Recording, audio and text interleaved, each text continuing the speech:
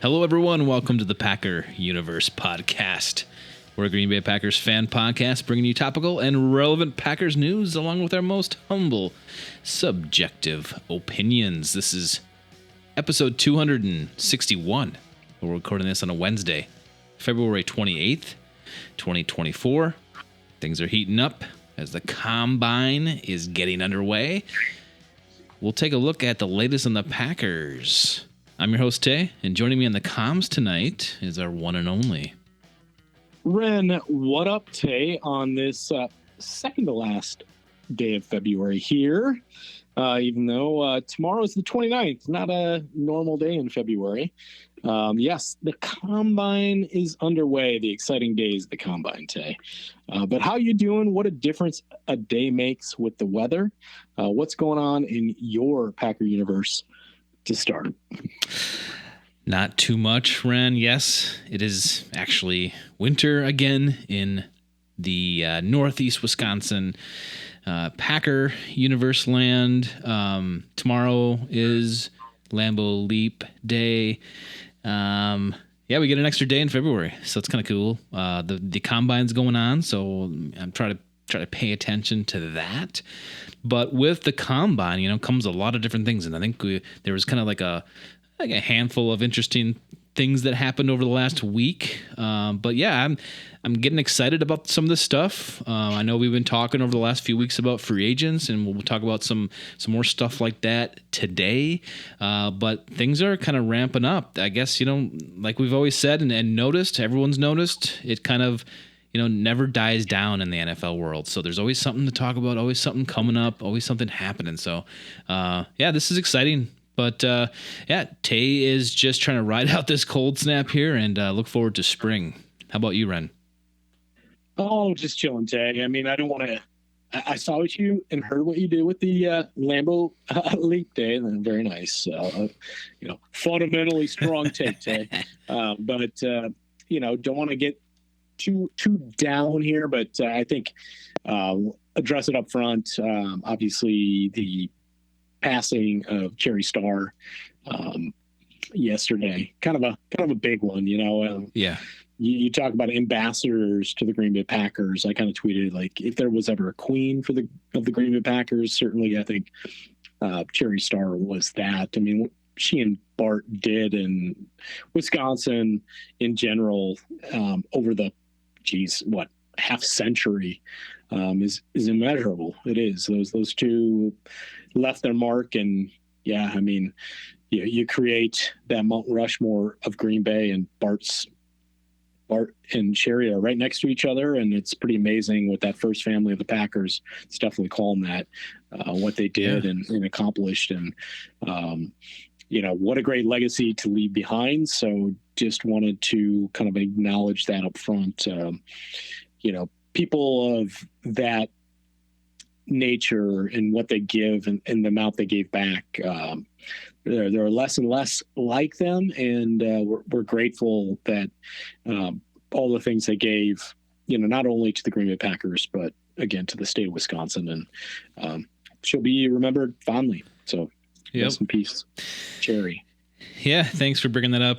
Cherry was awesome. I mean, she was one of a kind, obviously, and really, carried the banner of just a great person, and and sharing everything about the Packers that she also loved. I know of one person that has actually met her, and I went out to, I think it was in 19, out to Rawhide to see the kind of like the ceremony that they held for Bart out there after he passed, and Cherry was speaking there. Great woman. I know my mother-in-law is a server, and she's run into Cherry a bunch of times and just gushes about how awesome she was, how friendly, how kind. So it's definitely, it stinks. She's going to be missed. She's an ambassador for a lot of different things, on and off the field, inside and outside of Lambeau, and she will definitely be missed. So thanks for bringing that up, Ren. It's kind of hard to transition out of that. Yeah, that's a tough one. So, but no, I mean, she brought smiles to a lot of people's faces. We are better that she was in all of our lives here up in northeastern Wisconsin. Truly one of the best. Yeah, and that's a great way to transition out. I mean, think of all the greatness. So that's we all can wish to leave that kind of legacy behind. So, Ren, last week, we were told that the cap raised $255 million, and which was kind of a surprise, to everybody that it rose that much. I think what did it come from, 225 or something like that, and it went up to 255. Yeah, almost a $30 million increase, Tay. And I tweeted about it. I mean, all management, players, coaches, everybody's stoked about it. That does a lot and goes a long way. It was just an unprecedented increase, which hasn't been the case thus far. Usually the average is about 10 million. So yeah, massive amount of new influx dollars. I mean, what you got Peacock's Black Friday game, Tay? It must have been the non-Aaron Rodgers-less Jets game that just pushed that new one. And some of these things are just dumb. They had the one playoff game with Peacock 2 or something. Like, you had to stream it. And I was like, nah, I'm good. Miss me with that. Yeah. But the NFL is printing money, Tay. Serious money. Yeah. This is... I mean, it's good. We knew it was going to go up. We didn't know how much, and this is, I think, exceeds everyone's expectations or projections. But when it comes down to this for the Packers, this obviously will help them. I mean, this is going to relieve some pressure, and not just monetarily pressure, but you got to think that they were in the works to try to get themselves under the cap. And they were restructuring deals. We'll talk about that too in a little bit. But they, obviously have like a list of people they were probably trying to do that to reissue contracts, restructure them, and try to get under and get some cap space. But now all of a sudden you got some like free cap space, and I think it really will help them. But I guess the way I perceive it for the Packers and in their advantage is, I don't think personally that they were going to go out and get a bunch of high-end free agents. I don't think anybody did. And no. And what you probably thought, and we kind of been talking about that, is they'll probably go after one or two free agents that make sense for the Packers. Now, what this does to me, though, is this kind of gives the Packers an option, which is kind of like what they usually don't have, is they have an option here, I think, to actually go get someone a little more expensive than they maybe weren't thinking about or thinking they were able to do.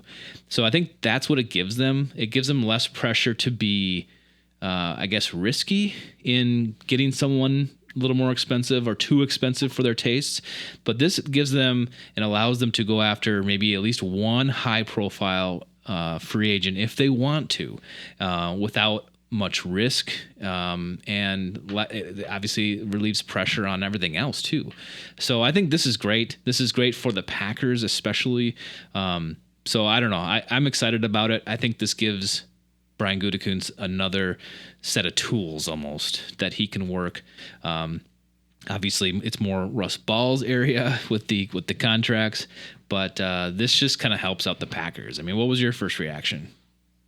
No, I think it's great. I think it complicates a lot of things. I think in the sense that they have to kind of redo their boards a little bit on how they value free agency. In addition, with draft day trades, Tay, where there might be a guy that maybe ended up having to sign a tag deal or had to get restructures on a contract with his team that the team and that guy maybe aren't feeling the best about it, that they can still get moved and you rework a longer term deal with that guy. Obviously, that's part of that typically is, bring the guy in, give him a long-term deal that fits your scheme. And also, that whole Jordan Love piece coming up in May, we all know that can't be done till then, allows them to go, okay, now we have this additional monies. How do we maybe reapproach how we're going to, number one, where we're going to put money this year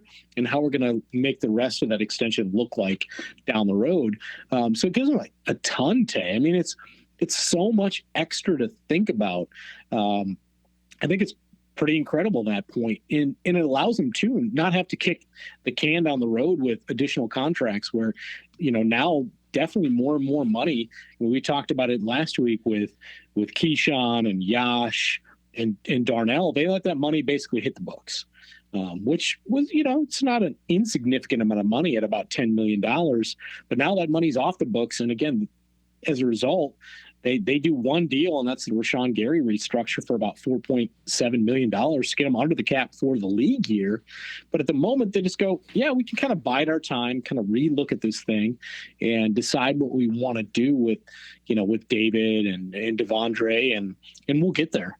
And generally, we'll get to some of Brian's stuff from the initial presser at the combine yesterday, but I certainly think it complicates things in a good way, but gives them a lot more flexibility. And the Packers are going to be pretty like wide open clear next year, Tay, in 25. And now they're just like going, man, we can really be in a strong position when they're a year ahead of schedule coming in 24, with the expectation that if things go well, I mean, they could compete for a Super Bowl, where 25 was kind of the year, like, definitely that's the Super Bowl year.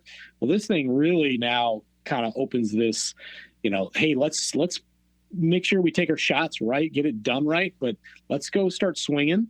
And we've got this young roster, and maybe we can make some big things happen in the shorter term.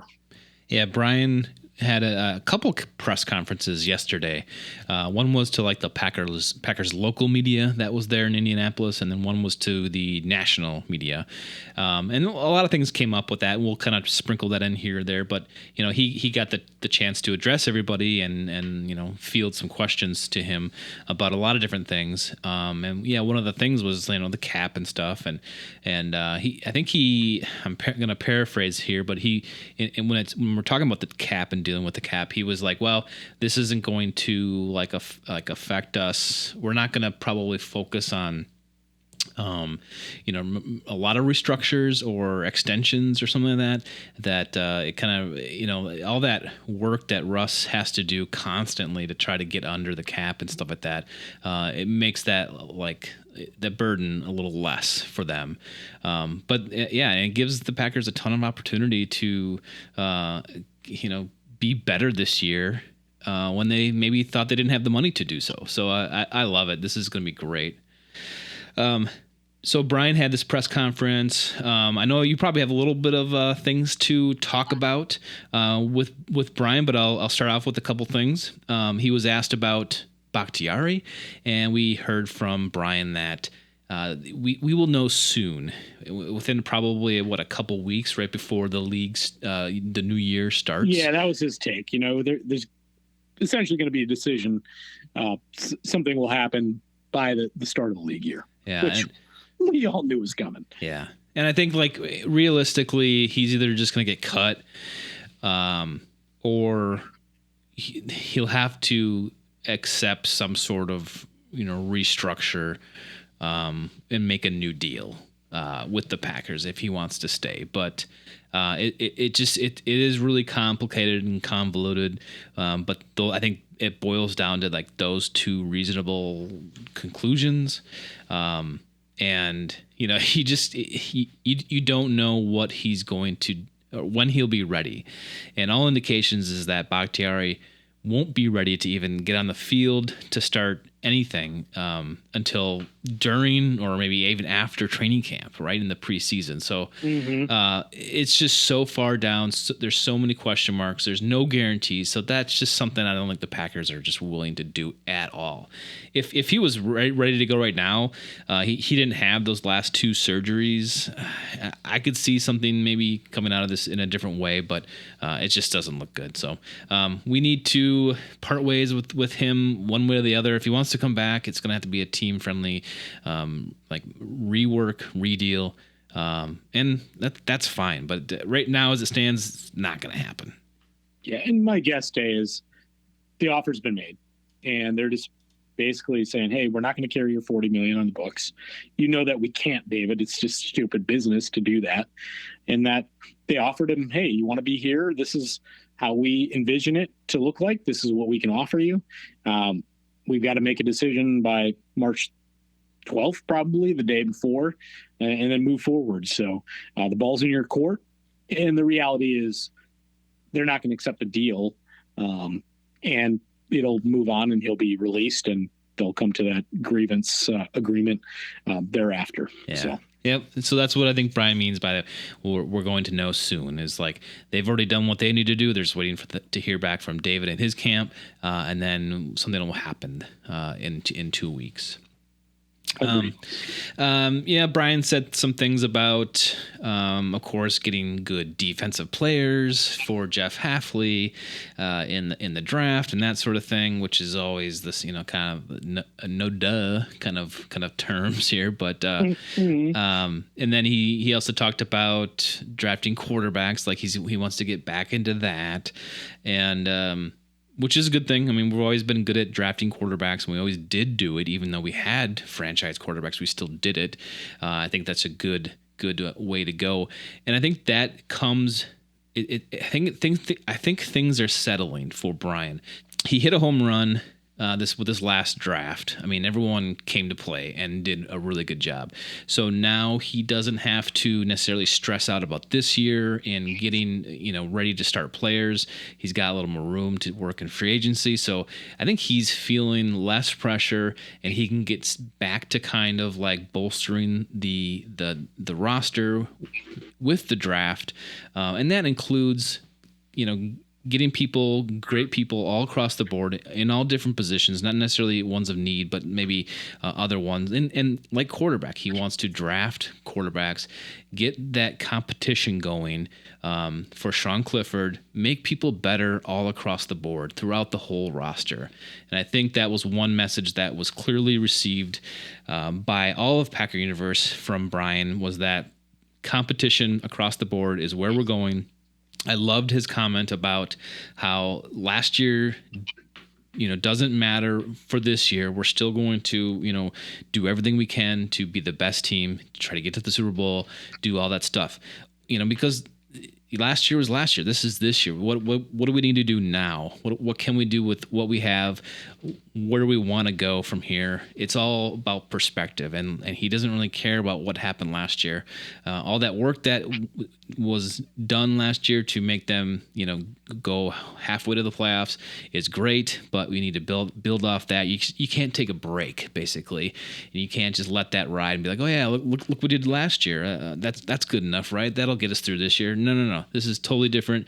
We start from scratch here, and we have to work forward always. So I love that message by Brian, and it just kind of puts in perspective where his mindset is, where he's at with things, and how he's approaching this team. And I love it. I just love what he's doing.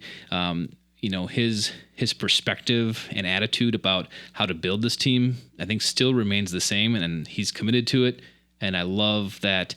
I think that he's going to do a really good job again this year, and this team is going to be better. He's going to draft some really good players.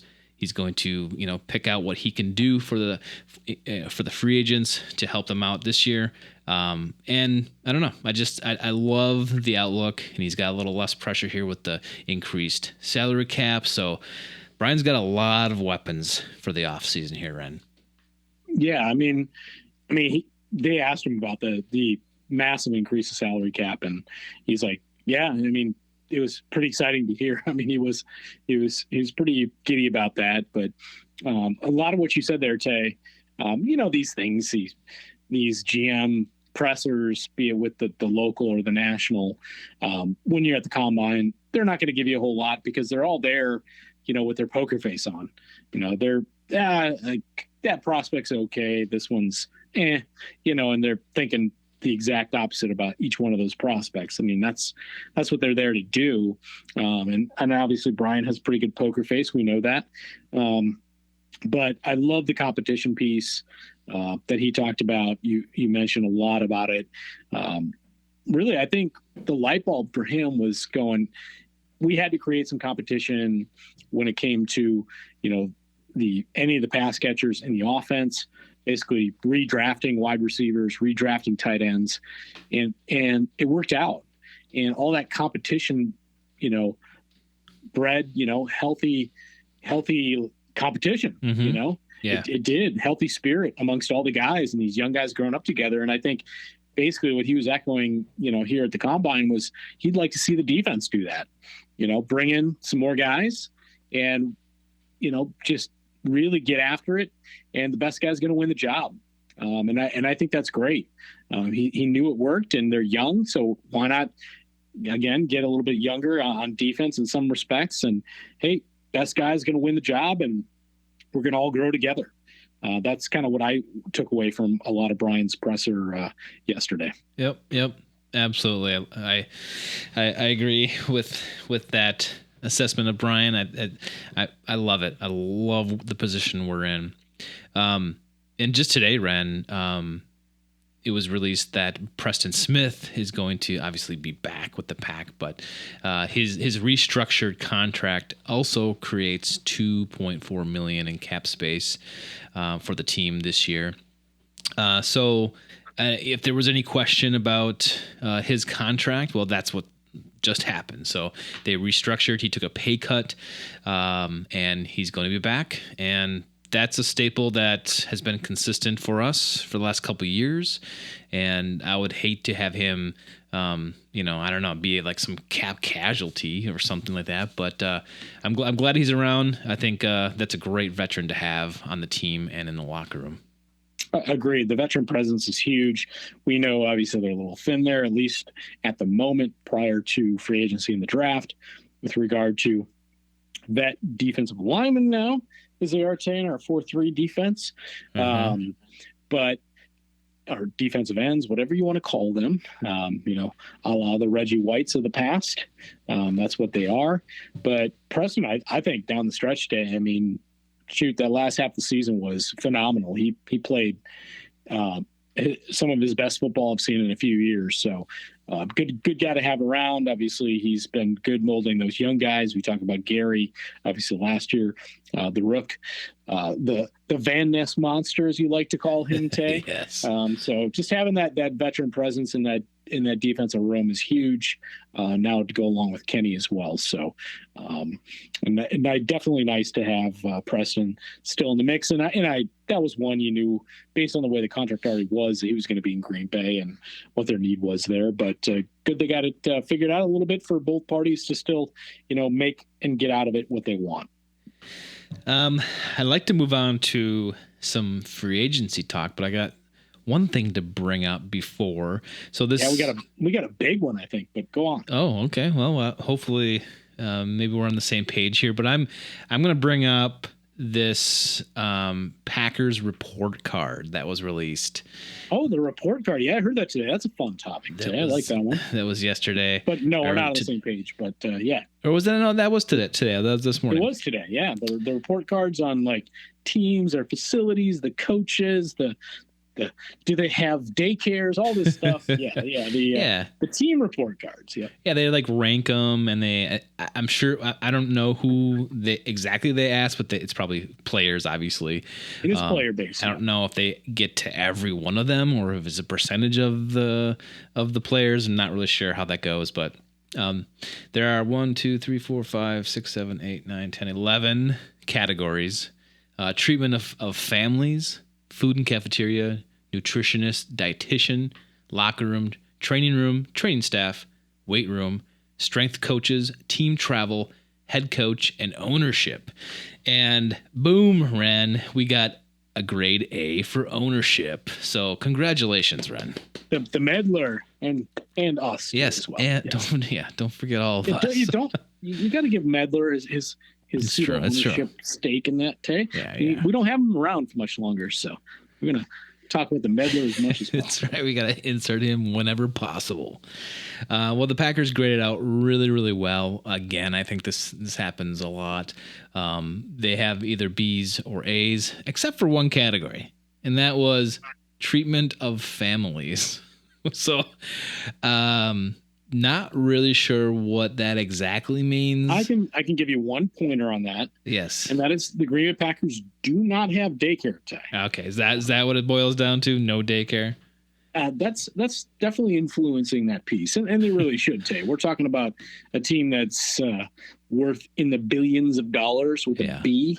The meddler can find an extra lane on that sledding hill, even though it's not been a good year for snowmaking in Green Bay this year, to squeeze lane 3 in there, and you got more than daycare paid for. And I say that tongue in cheek. They've got enough money to do that, Tay. I mean. You're running a world-class organization, and they are world-class. That's something they got to get figured out. Yeah. But, I think this points to the fact that, the Packers facilities are pretty good compared to a lot of places, and this isn't a bad place to play football. Well, and they care, too. I mean, the Green Bay Packers take football seriously, like Brian, going back to Brian's presser yesterday, being that they don't have that ownership piece in place in Green Bay, it allows them to do things a little bit differently, which I think for the most part players appreciate, because most of it centers around them and the ability to go try to put together a good football product on the field, so everybody's on the same page.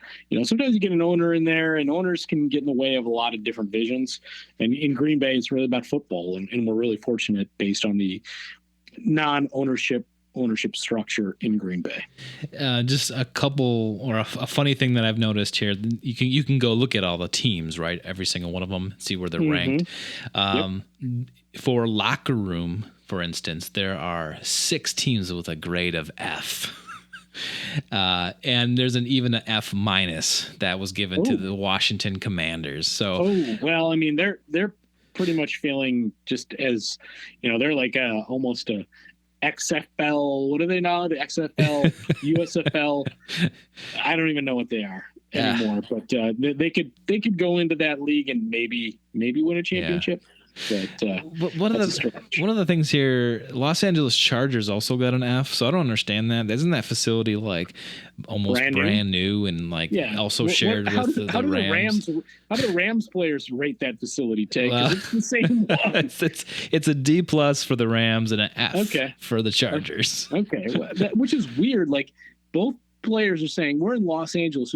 We've seen the pictures of the stadium, and everybody talks about aesthetically, this thing is pleasing as heck, this SoFi Stadium, and I'd like to see it, but that said, their facilities suck that bad. He's built this like a $2 billion complex, and it sucks. I know, that's terrible.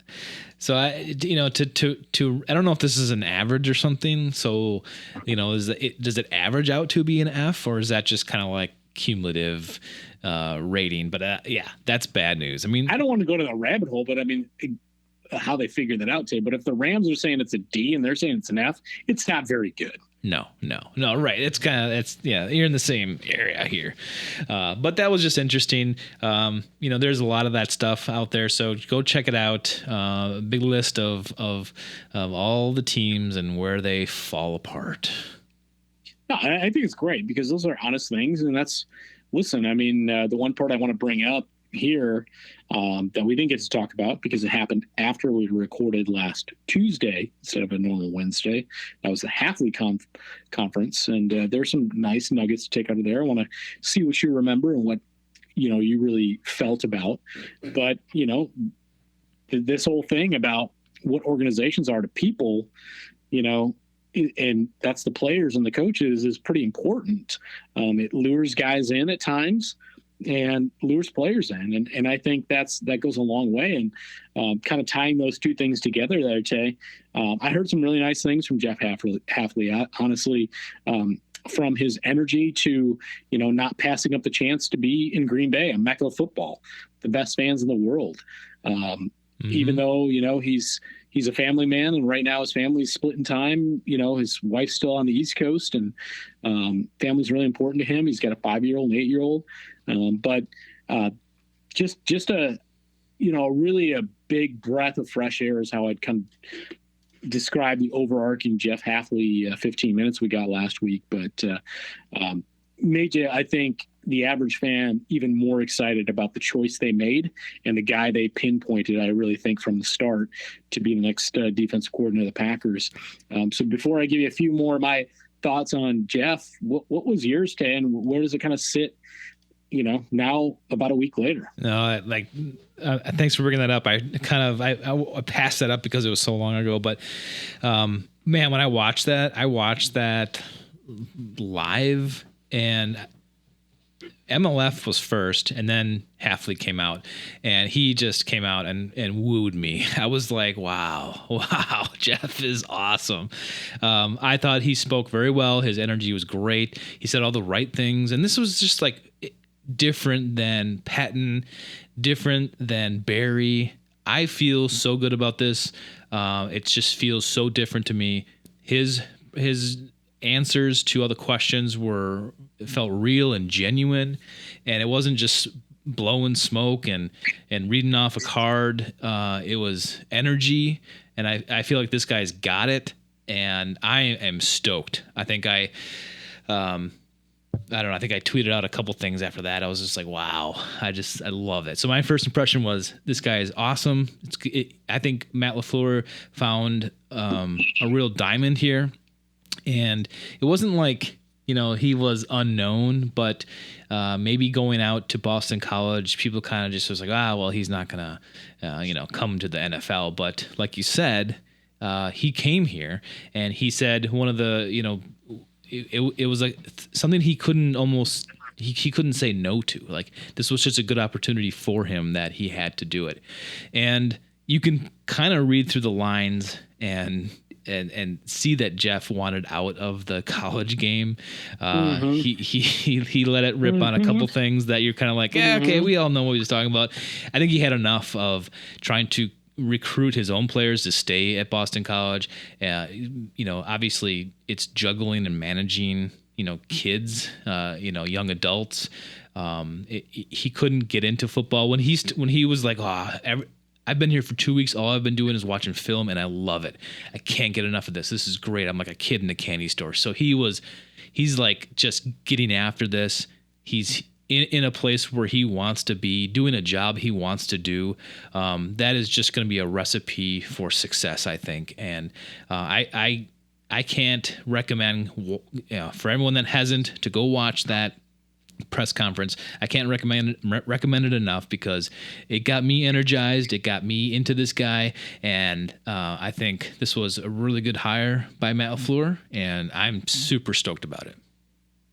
Oh, big time, Tay. I mean, there's so many just great takeaways from Jeff Hafley. And I think, he made just about anybody that's a Packer fan, kind of fall in love with this new idea of this new vision of a coordinator that I think he'll be.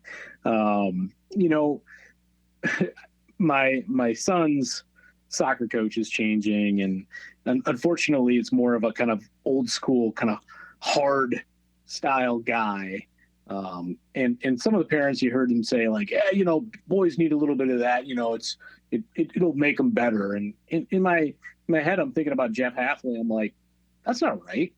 Like, we're talking about 12-year-olds here, and Jeff Hafley's talking about men and earning trust and building relationships.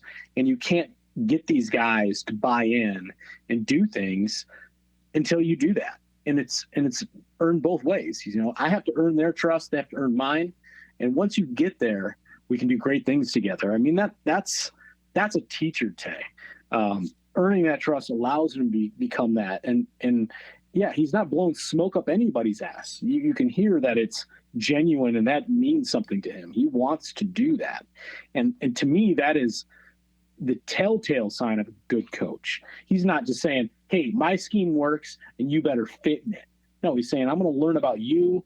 You're going to learn about me. We're going to build that trust. We're going to see where everybody fits best together and utilize your talent the best way possible. And I think he's 100% honest about it, and he really feels that way. A couple of my other, fun takeaways, just keep it simple, teach it simple. He loves teaching. He's learned from some of the best players throughout the course of the game, obviously redropping, the Darrelle Revises of the world. the Barbers of the world. I think Rondé Barber he was talking about, and just other guys he's been able to teach over the years.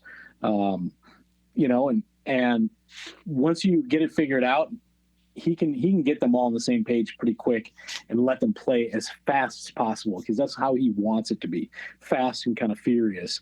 Obviously, he loves press man. What Packer fan and Packer universe doesn't want to hear? Press man, when we've been watching him play off and yeah. for all these years and going, how are you, five yards off a guy when it's 3rd and 4, crazy stuff. The buzz term for safety, the post safety in that press conference, and then describing all the pieces that make, in his mind, the perfect safety. Obviously, they might not have that year one, but what they're looking for and what that position means to this defense. So it was just fun, man. I mean, I don't think anybody out there, from podcasters to this casual fan, didn't hear that and go, man, I like myself some Jeff Hafley. Yeah, absolutely. And I'm looking forward to seeing what he's going to do here. I just hope that there are opportunities for the Packers to acquire people that he is into. It might be that there's only certain people available that we're actually able to get. And I'm just hoping that they fit into what he wants. And I think he's going to be, in part, decision making about what players are coming in on the defense, which is totally acceptable. I guess my bold prediction here, Ren, is that Jeff Hafley is going to do things so well here that in probably 2 years' time, he's going to get promoted to head coach, and then he'll have to leave. I guess that's how good I'm feeling about this Hafley hire right now, even before we played our first game with him. So, excited for him to be here, and I see everything, things going great. Yeah, and I hope you're 100% right that those opportunities come up, but maybe he's just too happy here, and he moved the family a couple of years prior to that, and he's like, you know what? When I look at what Kansas City did with Reed and Steve Spagnuolo, I don't need to go anywhere. Let's just do something great and keep doing it together. So, well, Ren, let's move on to some free agency talk. In the last few weeks, we've been talking about the defense, and I think last week we teased that we were going to switch over to the offensive side and take a look at some free agents that we target or are targeting ourselves, that the Packers should be targeting too. And I kind of went through my exercise that I did with the defense, and this is kind of where I'm at. I looked through everything, and I really only pinpointed one position that I think the Packers should be going after in free agency. Everything else, I truly believe they can get done in the draft, and probably lower tier free agents just to kind of fill out the roster, get some competition, that sort of thing. Because when I look at all the positions, they don't need to attack the quarterback. They don't need to attack wide receiver, tight end, and they do need to do probably add a few offensive linemen, but I think they're going to do that in the draft or afterwards with some undrafted free agents. So the position that I think they're going to target and should target is probably running back, because like the depth in the draft this year is not very great. There aren't a lot of high prospects. I think most people have the first running back coming off of the board in the 3rd round, if not the high 2nd round or later 2nd round. And that is crazy to me. So I just don't think that that necessarily that is going to be the place to get your running back. It might be, and I'm sure we'll draft one or potentially 2, but I guess that doesn't really solve the immediate problem. That's why I kind of pinpointed the running backs as the place where they could go after in free agency. And that makes sense to me. And now with the cap kind of going up, they could go get somebody that is maybe just as good or just a little bit behind Aaron Jones in talent and skills. Obviously, someone that's better than AJ Dillon. Otherwise, we wouldn't be talking about this. But that's the kind of position I targeted. I'll throw it back to you, Ren. I want you to talk about your offensive free agents here, and then you can come back and I'll list off my running backs. Well, Tay, I knew we were going to talk about a lot of stuff, and actually running back was the one I picked today, more out of a lesson of fun than, reality. And just to nail off some names and saying, what if? It's kind of, if you've seen those Disney, what if they did the Marvel characters, it turned out differently. I don't know if you know about that series. Yeah. Things happen differently, but the reality is, I don't think a free agent running back's coming to town. Now, I have one that I think makes sense. That said, because like you said, this is not a running back, like top end running back type of draft where you're going to consider one at the top of the second round, day 2. It's just not going to be there. It's going to be kind of guys in the rounds 3, 4, 5, 6. Those are cheap, affordable guys that got some fresh legs, which is also a plus. But we've got Derrick Henry of the world. I think a lot of miles on that guy. Josh Jacobs. And by the way, I heard none of these guys are going to be tagged. So Saquon Barkley, Tony Pollard, Austin Eckler, Gus Edwards, your boy Ezekiel Elliott. No, not my boy. DeAndre Swift, Tay. In a perfect world, and you're going to get back to yours, but of those big names, Tay, you're going to insert a big name in Green Bay. There's a lot of names, and while they're big names, I still don't think they're that great. Which one of those guys would you insert? Yeah, I mean, a lot of this comes down to what do you think the Packers can do or will do? I mean, sometimes those are the same thing, but we're not going to go after some flashy one. When I just talked about how maybe they could get one flashy free agent, I don't want Henry. I think Saquon Barkley would be great, but it's just going to be too much money. I don't really want Pollard. Pollard's all right, but I'm just his big injury last year scared me. Eckler, I don't think so. Josh Jacobs, it's a maybe. He's only 26, but I think he's again gonna want too much money for Packers to pull the trigger on. So my attention went to DeAndre Swift. He's coming out of Philadelphia.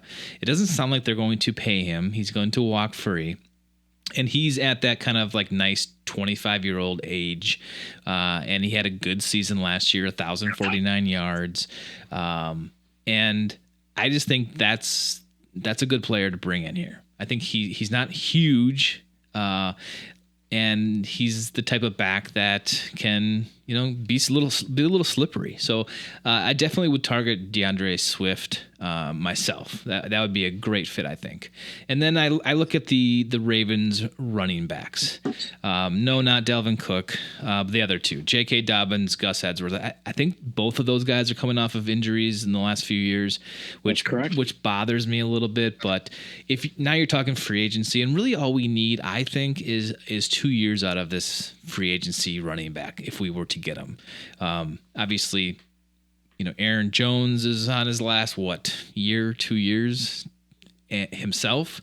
So by the time that comes up, maybe by the time this running back that we get in free agency, his time's up. We have had drafted some good guys to replace them. So I'm looking at someone that is mid-20s still, not like old. Derrick Henry's too old, 30, that's too old. Cordell Patterson's on the list. He's 32, that's too old. I just think the Swift, Dobbins, Edwards kind of fit what we want. And Yeah, I think that's kind of the formula here. I agree with you. There's not a lot of names on here that you're like, oh yeah, I need that guy. I really, really want him. But you can kind of select here and there some guys that would fit the scheme, fit the kind of mold that we're looking for here in terms of like age and ability too. Not necessarily like scheme, but just what makes sense all around for a running back to come in here. And so that's kind of what I think. I don't think we're going to hit on any of these top 5 to 8 guys. I think you're looking down the list a little bit. That's what the Packers do. That's their MO. And they're going to probably not break the bank either on this. So, I think that's it. And, all the other positions I think you can deal with in the draft and through undrafted free agents. I don't see any big splashes in free agency on the offensive side of the ball, and nor should they. I mean, they thrived last year off of going young and going cheap, and they're just building the foundation that they've laid with those players right now.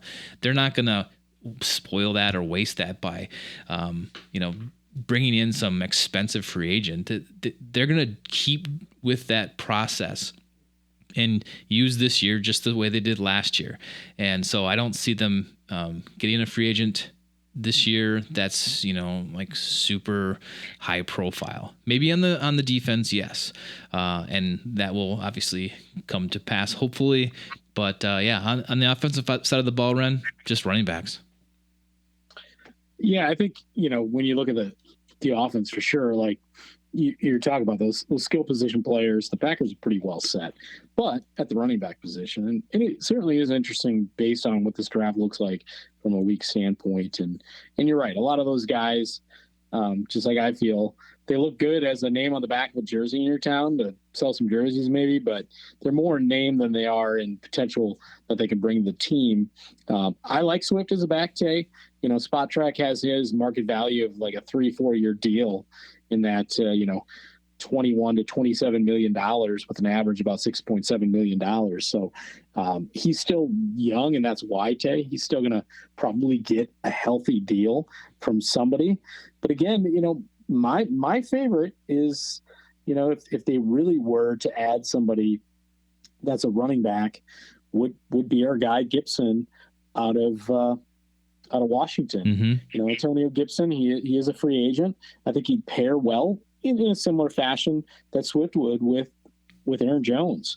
But here they look at him more like a 1 year deal in that $3.6 million range. And I think that is definitely, again, kind of making fun of myself last week with putting that, Costco Aldi savings hat on, Tay, like the Packers like to do. Find a guy that really works into what that looks like for them. And I think he's exactly that. Again, you're talking about a guy who's not terribly old, Tay, just like the guy you mentioned, 25 years old, coming up on 26. But, much easier to bring him in on a 1 year deal at, $3.5-4 million and see if he's, worth a second deal after that. Yep. Yeah, I agree. That wouldn't be a bad one. I don't think we're going to do anything flashy here with that. Again, like I said, I think the Packers are going to stick to what they have been good at lately, and that's draft and develop again. And even though the cap went up and they have some spending cash, I don't, at least on the offensive side of the ball, I think they're going to kind of stay away and leave it alone and let it build itself.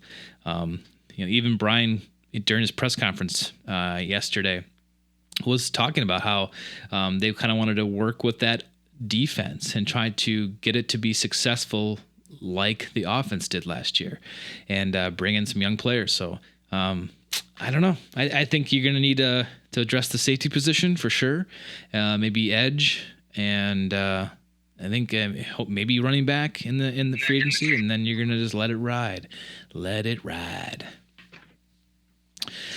Well, Ren, I don't have anything really else to say about free agents that the Packers could get outside of the running backs. I think that's it. So I don't know. maybe our next focus again should be looking at Nixon. If you're going to re-sign him, what's going to happen there? I want him back personally, but hopefully, I don't know. I don't know what will happen. Time will tell. We got a couple weeks till the tampering period starts, and then things start to heat up from there. Yeah, I think next week it is kind of easy to point at. You bring up Keyshawn, that whole cornerback position, because I think that's a room along with the safeties.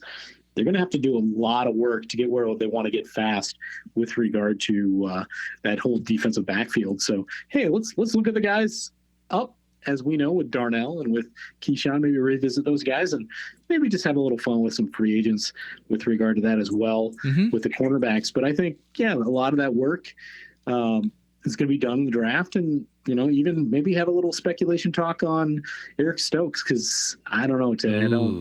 I think Eric Stokes' day, like Kevin King's, is coming past, unfortunately, due to some pretty major injuries. Well, the other thing that's happening too this weekend, Ren, is the combine. So there's always some hype and some people that are thrust to the top of the list, and I'm going to try to watch some of that myself, just because the eye test is, to me, the only test.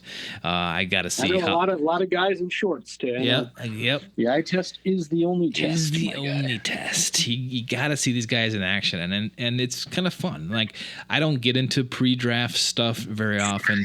I don't get into the weeds with that, but when you get them all together and they're doing drills, back to back to back, it's like, okay, you can start seeing, okay, I liked how that guy moved. I liked how that guy caught.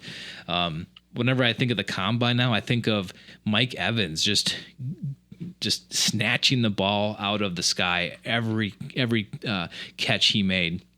Every time I think of the combine now, I remember watching him, and I remember how insane that guy was, and that's that kind of stuff. He's been insane for 10 years, Ted. He had just his 10th straight year of 1,000 or more receiving yards. Incredible. And the combine is fun. But again, it is a bunch of guys in underwear, and they're not wearing pads. And it is a big deal to the Packers, because this is where a lot of that relative athletic score stuff comes from. And we know Brian and his scouting team love some athletes. And it's, the last two drafts have hit it out of the park with athletes today. Yeah. And it's worked really well. The one thing I'll, unfortunately take a dig at with this combine, it seems like with each passing year, it becomes less important, because a lot of the high-end talent is just like, I'm not going to do anything there. I'm going to go there, but I'm not going to do anything there. Right. Wide receivers aren't catching balls, like you mentioned, the aforementioned Mike Evans. And now you got three quarterbacks that aren't going to throw there, the top probably 3 picks in the draft at quarterback. It's just like, come on, just what are you afraid of? Are you going to do it for individual teams at your pro day, or there's enough on tape? Like, it's just kind of a joke. Like, you're not going to break your arm throwing a football or being out there snatching some balls out of the air. Like, just either go there or just don't. Just that kind of stuff disappoints me and takes away from it a little bit. Yeah, I hear you, and I agree 100%. It gets kind of into funny business when all of a sudden the top prospects aren't showing up, and they're like, I'm too good for that, or I'm not going to risk myself, and it's just like, oh, whatever. Although the NFL has just launched this thing into the extravaganza stratosphere, though, and it's like a whole week long thing, and it's like they all want all the eyes on them. So it's, a little bit of like, well, he kind of asked for this, NFL too, at the same time. But maybe this gives opportunity for someone else to come. I mean, I know they invited 300 and some, almost 400 people to come. But maybe if they're like, oh, well, you're not coming. Well, maybe we'll pick someone off the street here to put them in shorts. Well, hopefully maybe it just starts making better, hay for those guys that are like, second round picks, third round picks, that maybe, they're more football players. They're there for the right reasons, not for, I'm worried my draft stock could fall a little bit, and I'm not going to get this money, and it's about this and it's about that, so my agent says I got to do this. It's like, maybe for some of those other guys, it's more about the football. Yep, exactly. Well, there's always that stuff to dive into, to delve into, however you want to put it, next week, after the combine concludes. Well, Ren, I got nothing else on my little list here. How about you? Nothing more today, Tay. All right. Oh, cool. Well, thanks for joining me tonight. I know it's a little cold, but don't worry, that spring air will be back soon enough, and we'll be into free agency. So we appreciate everyone listening, and yeah, go Pack, go. Until episode 262, Tay, on the pup list.